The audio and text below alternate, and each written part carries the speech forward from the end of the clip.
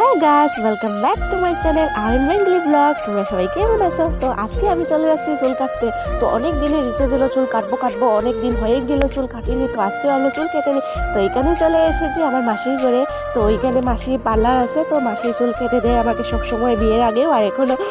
তো এখানে এসে মাসিকে বললাম যে আমাকে একটা সুন্দর কোনো কাট দিয়ে চুল কাটে দাও। তো মাসি বললো যে স্টেপ কাট কেটে না, তো ভালো লাগবে তোমার চুলে। তো আমি বললাম ঠিক আছে কেটে দাও। তো এখানে এসে মাসি আমাকে খুব সুন্দর করে বসিয়ে চুল কাটতে লাগলো। আর কাটার পরে দেখলাম আমার চুলটা হ্যাঁ ভালো লাগছে। তো আমি ভাবলাম, ভয়ে লাগছিল যে কীরকম লাগবো, ছোটো হয়ে যাবে নাকি।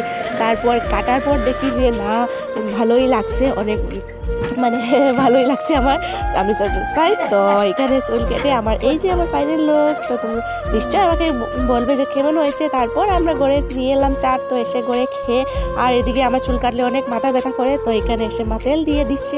আমার ভিডিওটা টাটা।